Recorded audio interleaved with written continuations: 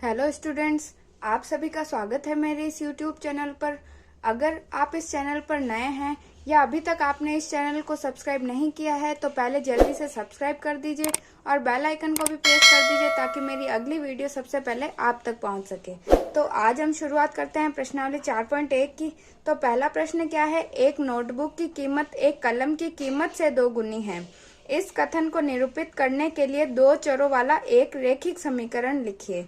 तो रैखिक समीकरण क्या होता है वो मैंने पिछले प्रश्नावलियों में भी बताया था कि जिस बहुपद जो है या जिस समीकरण की हाईएस्ट पावर, ठीक है, उसकी हाईएस्ट पावर अगर 1 होती है तो उसको क्या बोलते हैं हम, रैखिक समीकरण, और 2 होती है तो द्विघाती और 3 होती है तो त्रिघाती बोलते हैं। वैसे ही अगर हम घात जो है वो अगर 1 हो तो उसको हम रैखिक समीकरण बोलते हैं। इसमें क्या है, x और y 2 रहेंगे इसीलिए उसको 2 चर बोलेंगे। ठीक है, तो 2 चरों वाले एक समीकरण मतलब जिसमें x और y दोनों होने चाहिए और उनकी घात क्या होनी चाहिए, 1 होनी चाहिए।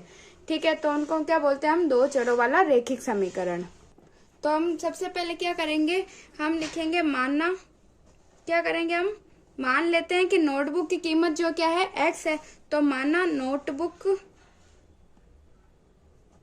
की कीमत कितनी है, x रुपए, और कलम की कीमत कितनी है, कलम की कीमत बराबर y रुपए, ये हमने मान लिया। और ये 2 चर आ गए हमारे पास x और y। ठीक है, तो आगे क्या बोला है, प्रश्नानुसार क्या बोल रहा है, एक नोटबुक की कीमत किसके बराबर है, एक कलम की कीमत से 2 गुनी है। ठीक है, एक नोटबुक की कीमत जो है एक कलम की कीमत से 2 गुनी, मतलब कि एक नोटबुक की कीमत 2 कलम के बराबर है। ठीक है, 2 कलम की कीमत के बराबर है। ठीक है, तो यानी एक नोटबुक की कीमत हमने x माना है तो x किसके बराबर है, कलम की कीमत के 2 गुने के, तो 2 इंटू वाई लिख सकती हूँ मैं। ठीक है, नोटबुक की कीमत जो है वो बराबर है कलम की कीमत के 2 गुने के बराबर, यही बोल रहा है प्रश्न में। तो x बराबर 2y आ गया। ठीक है, तो फिर अब ये 2y को इधर ले लो तो क्या आएगा, x माइनस 2y आ गया। ये इधर प्लस था, इधर आया तो माइनस, तो x माइनस 2y क्या हुआ, 0। तो ये हमारे पास क्या आ गया, एक रैखिक समीकरण, वो भी 2 चरों वाला, जिसमें 2 चर कौन से, x और y, और ये इनकी घातें कितनी है, एक एक ही है, तो इसीलिए ये एक रैखिक समीकरण है। ठीक है, तो दूसरा प्रश्न है, निम्नलिखित रैखिक समीकरणों को ax plus B Y plus C बराबर 0 के रूप में व्यक्त कीजिए और प्रत्येक स्थिति में a, b और c के मान ज्ञात कीजिए। ठीक है, तो ये क्या होता है, एक मानक समीकरण या एक व्यापक समीकरण है, इसके रूप में इसको लाना है और फिर a यानी x का जो गुणांक है a वो ज्ञात करना है, y का गुणांक b और एक जो अचर पद होता है वो, ये तीनों हमें क्या करना है, इनके मान बताने हैं। ठीक है, तो पहले इसको अरेंज करें, तो क्या करें, पहले तो ax ये हमारे इसके रूप का ही है, by bc के रूप का है। अब ये क्या करें, इसको इधर लेके आ जाएं ताकि ये क्या हो जाएगा, हमारा c का मान हो जाएगा। ठीक है, तो इसको क्या करना है, केवल पक्षांतरण करना है। तो क्या करेंगे, 2x प्लस 3y, ये इधर आएगा तो क्या आएगा, माइनस 9.35 के ऊपर बार बराबर 0। तो ये अब इसके रूप का आ गया, x plus B Y plus C के रूप में आ गया। तो अब इनके क्या क्या है गुणांक, तो a बराबर इससे आ गया 2, b क्या आ गया 3 और c क्या आएगा माइनस 9.35 के ऊपर बार। ठीक है, क्योंकि यहाँ पे c के आगे प्लस है इसीलिए अगर हम यहाँ पे प्लस लगाएंगे, मान लिया यहाँ पे प्लस है तो ये संख्या मुझे क्या करनी पड़ेगी, कोष्टक में रखनी पड़ेगी माइनस 9.35, क्योंकि यहाँ पे प्लस था इधर गया तो माइनस की हो गई। तो ये हमारे पास c का मान क्या आ गया, माइनस 9.35। ठीक है, दूसरा प्रश्न है x माइनस वाई बटा 5 माइनस 10 बराबर 0। तो ये इस समीकरण के रूप का ही है, ax माइनस, ठीक है, ax plus B Y plus C का रूप का है।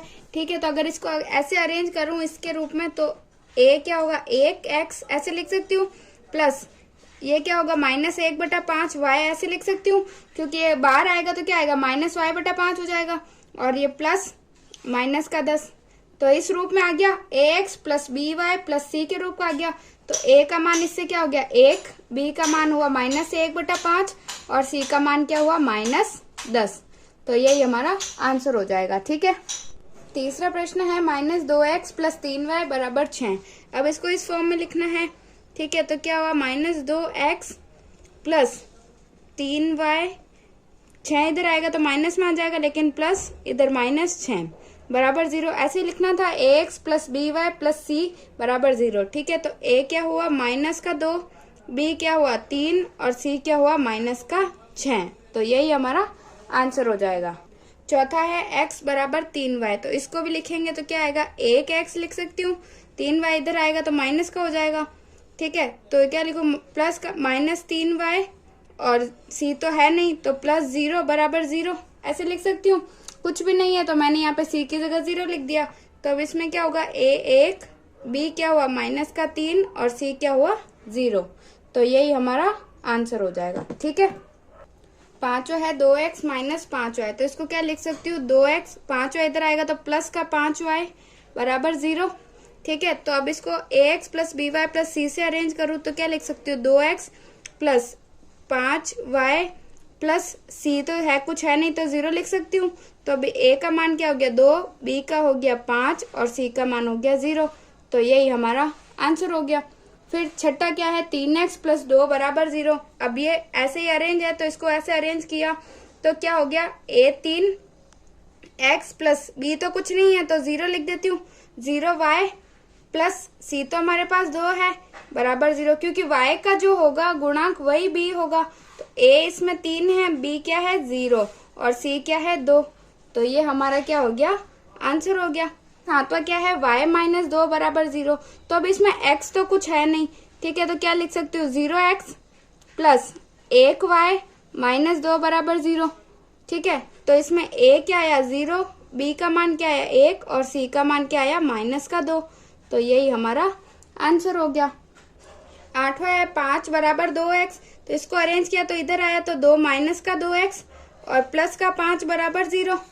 ठीक है, तो वैसे अरेंज किया तो -2x प्लस y कुछ नहीं है तो 0y प्लस, क्योंकि 0 से गुणा होगा तो ये पूरा 0 हो जाएगा, प्लस 5 बराबर 0। तो a का मान क्या आया -2, b का मान आया 0 और c का मान आया 5। तो यही हमारा आंसर हो गया। तो इसी प्रकार प्रश्नावली 4.1 यही समाप्त होती है। अगर आपको मेरे ये वीडियोस पसंद आ रहे हैं तो इन्हें लाइक करिए, अपने दोस्तों में शेयर करिए और मेरे इस YouTube चैनल को सब्सक्राइब जरूर कीजिए।